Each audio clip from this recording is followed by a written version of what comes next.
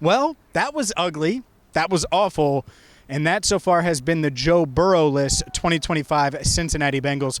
Hi again, everyone, and welcome into Cincinnati Bengals Talk. I'm James Rapien of BengalsTalk.com, where the Bengals lose 37-24 in a weird game against the Detroit Lions that, let's be honest, it wasn't that close. It wasn't 37-24 close. It felt like 37-4 for most of the game.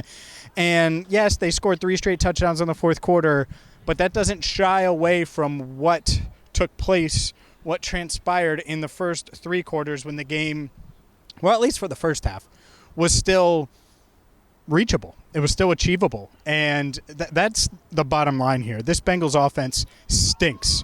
They stink, and they shouldn't stink. And I wrote my postgame for BengalsTalk.com, and I do a winners and losers column every week, and there were only 2 losers.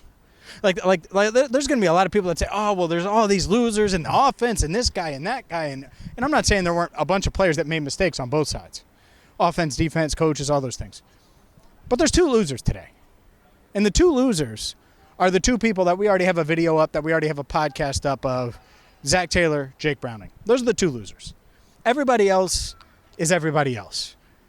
But coming into this game, the Bengals felt like their offense was going to snap out of whatever the hell they were on the road. They were coming home. They felt good about their plan. They felt good about their ability to start fast. They felt good about their ability to move the ball through the air. And that did not happen through 3 quarters. They stunk through 3 quarters. Jake Browning threw 3 interceptions in the first half and into the second half, if you count that first drive of the second half.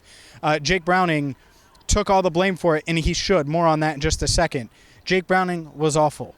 Zac Taylor, awful. And the reason why I say that is because this offense was so basic. And so it was very much a Jamar go win. T go win, Jake's going to find you. That works with Joe Burrow. I'm not sure that can work with Jake Browning, especially right now. And maybe he can build on that fourth quarter, and we'll get to that. But overall, why is this team 2-3? Why were they outscored over 11 quarters before the fourth quarter? They were outscored in their last 11 quarters 104-16. 104-16.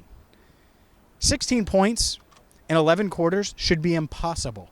The worst teams in NFL history should score more points than that. And yet that's what the 2025 Cincinnati Bengals did. Now, in the fourth quarter, what did they do? They scored a touchdown and then another touchdown and then another touchdown. And so it looks different. 37-24. If I would have told you the Bengals lost today going into the game 37-24, you might have been like, oh, well, that's respectable. That Jake Browning is going to complete over 36% or over 60% of his passes. You would say, oh, well, that's acceptable. But I look at this, and I see these numbers. Jamar Chase, 6 for 110, 6 catches, 110 yards, 2 touchdowns. Jake Browning, 26 of 40, completing 65% of his passes for 251 yards and 3 touchdowns. It doesn't look bad, but you know better because you watched. If you're listening or watching, you watched the game. Let's be honest here. Almost 60,000 subscribers on YouTube. Well, 60,000 of you probably watched the game, tried to listen to the game, take in the game when it was going on. They were awful. And that's what needs to be fixed. There's a reason why. I talked about Russell Wilson last week. And it's not just Russell Wilson. It said, fine. Jameis Winston. You don't like him? Well, Kirk Cousins doesn't make sense because of the money. It just doesn't. Unless Atlanta's just Looney Tunes and eats all that money. Regardless, you need to have another option. And they don't have another option. And that's why maybe that fourth quarter was important for Jake Browning. Because Jake Browning, there was not a doubt in my mind he was finishing this game during that. During all those struggles. During how ugly it was. During all the boo birds. And there was boo birds raining down. Boo! Lions fans didn't even know what to do. And there were a lot of Lions fans in the crowd. And that's what sucks. Is an offensive-minded head coach with Jamar Chase, T. Higgins, Chase Brown, Mike Gesicki, Noah Fant, Andre Yosevich, and Andre had by far his best game of the year and most productive game. Thought he played well overall. They should put up points. And they didn't for 2 people, 2 reasons. Zac Taylor, Jake Browning. We're going to discuss more my thoughts on what they had to say afterward and thoughts on this defense as well that I don't think the defense is great, but they're not costing the Bengals games. And that, when you compare it to the Bengals offense, looks pretty darn good right now. We'll discuss the defense. We'll discuss Jake and Zac a little bit more coming up next. NFL season is in full swing, and that means it's time to get to Sleeper. Right now, you can win up to 1,000 times your cash on daily fantasy football. And maybe you think that C.J. Stroud's projections, which they were far too low after what he did to the Ravens today, maybe you think, he's going to throw for a bunch of touchdowns like he did today, or passing yards or receiving yards like Jamar Chase with the 110. Well, all you have to do is make your picks with the Sleeper app, and you could win big. Use promo code BengalsTalk, and you'll get up to a $100 match on your first deposit. Terms and conditions apply. You can see Sleeper's terms of use for details, and you can also take advantage of their offer right now with promo code BengalsTalk to get a free $20 play right now with Sleeper. And again, see Sleeper's terms of use for details. All right, let's get to the rest of what Zach and Jake said. Zach took blame, said, you can put the blame on me. And then Jake took blame and said, you can put the blame on me. And the answer is both. Sometimes in life, the answer is both. Well, the blame should go on both. Now, it's very, very obvious here. Of the two, who should be more in danger? Well, it's Jake. Jake should be in danger. There should be another threat, another person, another human being on the roster that the Bengals can turn to. I don't think they can turn to Brett Rapien. I don't think they can turn, maybe Mike White. They're definitely not turning to Sean Clifford, even though it would be a fun local story. And so they're really relying on Jake Browning to figure this out. And maybe that fourth quarter is something that he can use. Maybe today is something he can use. Here's what I do like about Jake Browning. I think he's super accountable. I think he knows he was the reason they lost. Or he was the reason they didn't have a chance to win is probably the better way to put it. And how does he respond to it? We'll see. And what you're going to say is, well, it's been like this for the past couple of weeks. Fine. But there is a tipping point. And the reason why I wanted the Bengals to make a move at quarterback a few days ago, now they have 2 games in 11 days. You play in Green Bay on the road next week, and it's a later game. And then you come back and you play the Steelers 4 days later, Thursday Night Football here at Paycor Stadium. It's a tough ask. It's a tough series to go, and you got to find a way to get at least one of those games. If you want to hang in it, you got to get at least one of those games. Obviously, you'd want both. If you don't get either of them, you're 2-5 and you've lost 5 straight. It just can't happen. It just can't happen. And yet that's the position they're in, and that's why I look at Zach and Jake. Jake and Zach. They have to figure this out. They do. Because the defense, they were okay. Not great. Gave up another opening drive touchdown. For some reason, they cannot get a stop to 4 opening drive touchdowns in 5 games. It's just something that they do.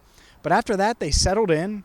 And if Jake Browning didn't throw a bunch of interceptions, who knows how it would have went.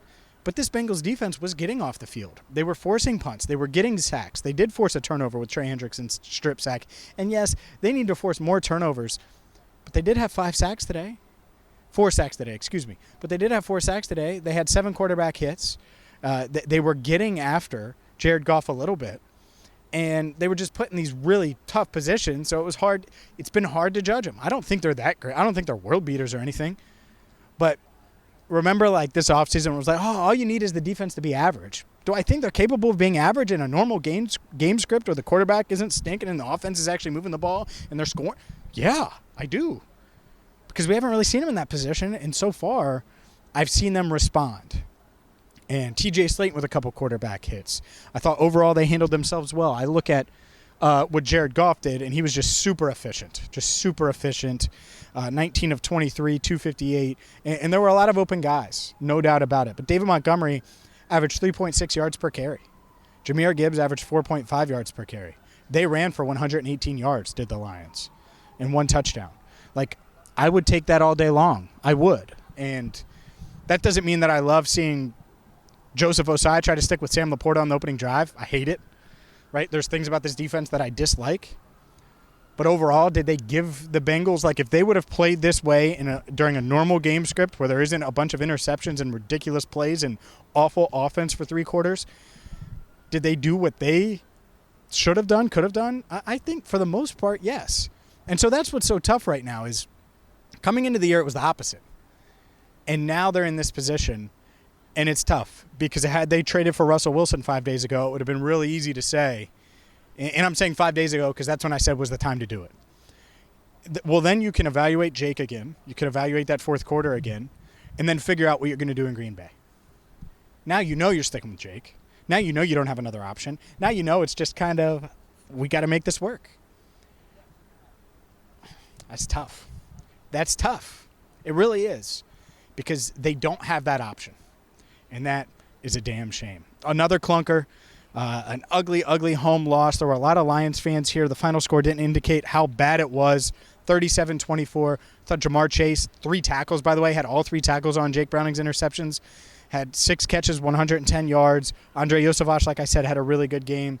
And T. Higgins had a touchdown late in the game as well. Maybe that'll get him going. But overall, another rough game for this Cincinnati Bengals team without Joe Burrow. We're going to have you covered every step of the way. Hear from Jamar Chase, Jake Browning, and Zac Taylor right here on Cincinnati Bengals Talk, wherever you get your podcast and on YouTube. And until next time, for Andrew Fox Miller, I'm James Rapien. Thank you so much for watching and listening. We're signing off here at Paycor Stadium, where the Bengals fall to the Lions 37-24 and fall to 2-3 on the season. Thank you so much for watching and listening to Cincinnati Bengals Talk.